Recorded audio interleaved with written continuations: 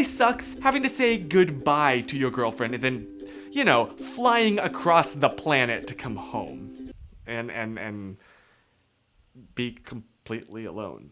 And now it's time to spill some truth and some of those deep, dark, juicy secrets about our relationship. What's your best advice to make a long-distance relationship work? You are asking the wrong guy. Like, I have no idea. Find someone that somehow puts up with your crap, basically. But honestly, communication. Like, I say that as somebody who's horrible at communication. I hate texting or even calling. Like, but communicating everything, especially, when you're like upset or whatever, like communicate that to the other person.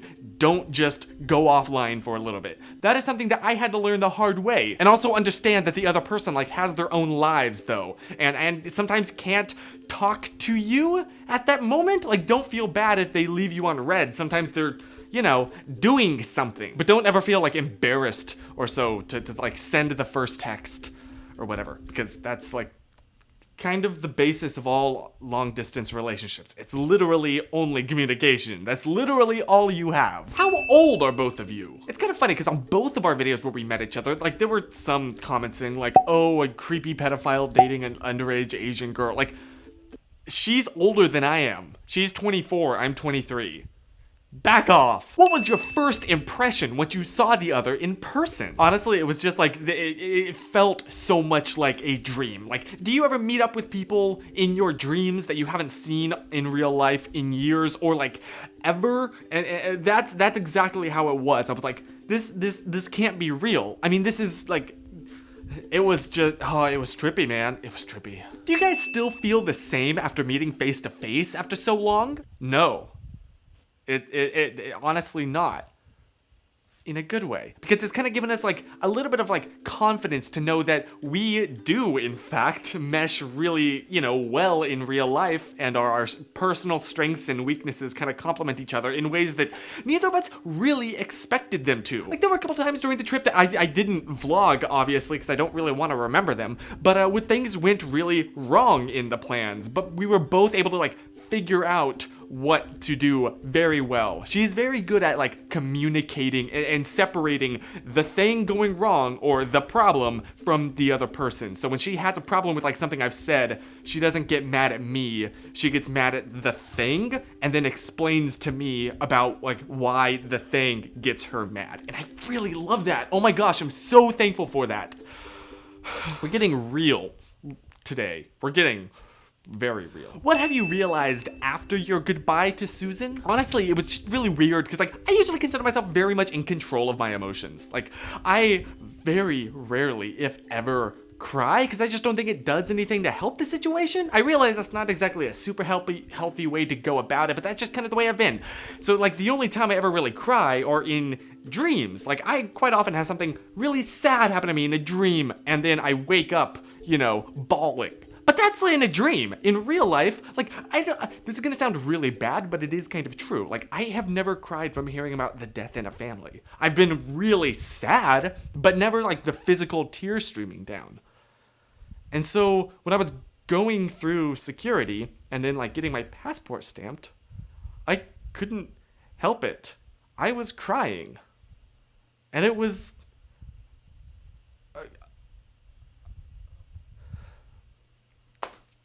yeah.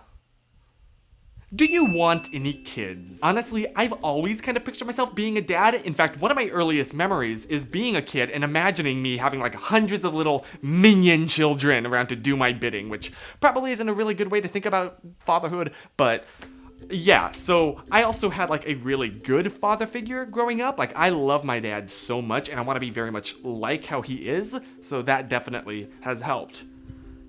But I'm definitely not in a position right now, financially or just like in my life, where I could support a child. So maybe, but not for a long, long time. Although who knows how long YouTube is gonna be like up. So maybe, future child, if you're watching this, how you doing? David? No, I'm I'm not. You ever have like names ruined for you? I knew a David that was kind of a jerk, and so I just haven't been able to. And it sucks because I know other people named David and they're wonderful people. I have a family member named David, and he's an awesome person. But just like there was that one David that just ruined that name for me. Susan should start doing vlogs. She's amazing. Dude, honestly, same. I 100% agree. Like, her vlog when we met, I did not expect it to be as good as it was, which I realize now sounds a little bit like a backhanded compliment. Not in any way, but like, I had never seen her edit a video before, and she just blew me out of the park. I watched her edit that in Movie Maker, and she made that piece of art, so... yeah, I 100% agree. Susan, you should do vlogs. Was there any time you were discouraged to continue your relationship because of the distance? Honestly, yeah. Especially like sort of in the beginning, but after the whole like honeymoon phase kind of wore off, when you think like, man, this really sucks. I really like just want to cuddle with somebody, and you can't do that. But like, I think that the end result, right, of spending the rest of my life with her is worth the wait at this point in my life. Because honestly, like, there is really no one I would rather be with. So, how often did you text or video call in a week or a month? I don't know if texting every day kills the relationship or what. Dear goodness, no, it should not kill the relationship. We text every day. Many texts every day. We try and video call at least 2 or 3 times a week, depending on like schedules. Like this past week, we've both been so insanely busy. We've only video called once, which kind of feels weird. I miss her. I miss seeing her face. But like, yes, text and communicate all of the time. Everything. Please. How soon do you think you'll be back in Malaysia? Honestly, I'm kind of like hoping for same time next year. I mean, I still gotta like save up for that trip, but that's the goal. What do you love and hate most about each other? Holy crap. Honestly, one of the things that like really, even to this day, still really attracts me about her is just her intense passion. The way she loves, the way her eyes light up, how excited she gets for when she talks about the things that she loves. Whether that be Marvel, which is a huge thing, or her art, or like anything. She doesn't get bored very easily. She is very passionate. I just like, yes! That's such a good, like a fun way to live. You got one shot at this life on Earth, so you might as well try and have the most exciting time that you can. And as to the hate, I don't know, man. She doesn't vlog. If you guys move in together, will Susan come to the US or will you stay in Malaysia? We've actually talked about this quite a lot, and she's gonna come here to the US, except there's a couple like little bugs in that plan. Number one, being like the healthcare situation. She has like the American healthcare and her current like health situation are not super compatible, so we're gonna need to figure that out. And also just like generic visa stuff. Joy! But she's not like committed to the idea of moving to the US. Like, that's not she's not marrying me for a green card.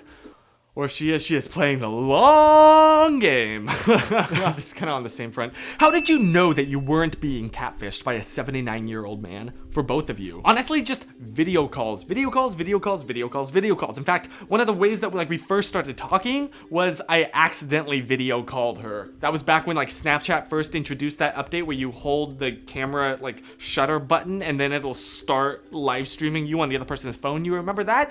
Because that's how both of us found out about that feature. But as someone who does like meet up with a lot of people from the internet, that is like my #1 tip. And also like go back and search through the social media. In this case, stalking is a really good thing. See how far back that they've been posting. You know, if it's just like a new account in like the past year or two, a little bit sketchy. If it goes back to like 2010, then they're probably a real person. But yes, video call 100%, because it's a lot harder to catfish on a video call. Unless I guess they're having their actor being held hostage and forced to interact with you like the normal person, but how did you get your parents to accept it as a real relationship? Now, because I have met so many internet friends in real life, and I've actually introduced like several of them to my mother, she's kind of a lot more comfortable with the idea that like I know how to discern in general like a real person from a fake person. And so when I told her about Susan, she just kind of took me at my word and was like, oh, that's great. I'm really happy for you. Thank you, Mom. Oh my gosh, I'm so lucky. That was kind of a non-answer. But also now, like, my mother and Susan have talked, both like texting and video call. So that helps cement it. Plus, honestly, my mother has been trying to get me married off for so long. Like, literally, every time I ever make an acquaintance with a girl, she'll text me and say, hey, is that your girlfriend? I'm like, Mother, no. So for her to finally have, like, once I did mention to her about there was a girl, she latched on to the idea 100%. So what's your favorite memory together? Honestly, for me, it's a toss-up between our first like day there on the beach where we had that first dance that night and being on the island and going swimming. If you can't tell, I kind of really like the beach. How long did it take for y'all to realize you guys were actually dating? Funny story, we actually didn't quite know. I mean, immediately after we both kind of confessed our feelings for each other, we're like, so does this like make us a boyfriend, girlfriend? Are we dating? Do we need to change all of our socials over now? Like, we genuinely didn't know what to do.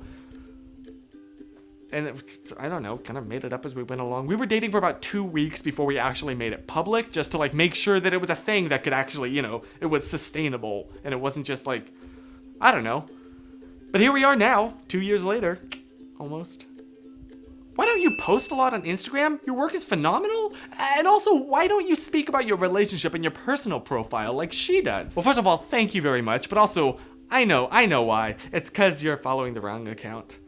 Chris Porter Howard, that's like kind of my main, if you will, but that's also that's my photography portfolio Instagram. That's like if someone's looking to hire me for some photos, I show them that account. If you want my personal Instagram, it's at Christian Porter Howard. And I do talk about her there. Is Susan your first love? Is she my first crush or infatuation? No, absolutely not. I've had so many crushes in my life, and so has she. But she is my first love. The first person I can look into the eyes and tell her I am in love with you.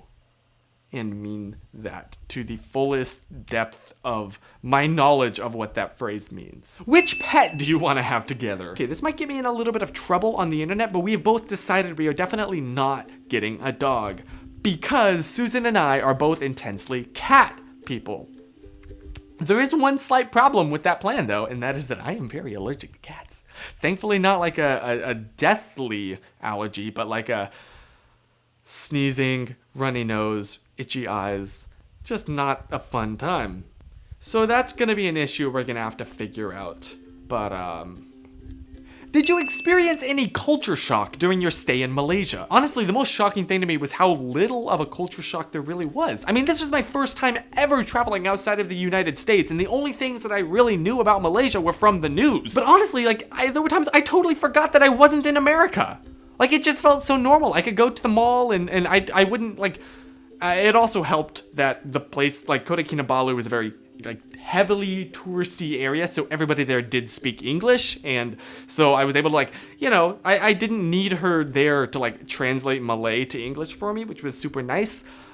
So, no, basically, it was great. KK is okay. That was the lamest thing I have ever said right there. When are you getting married? Not yet.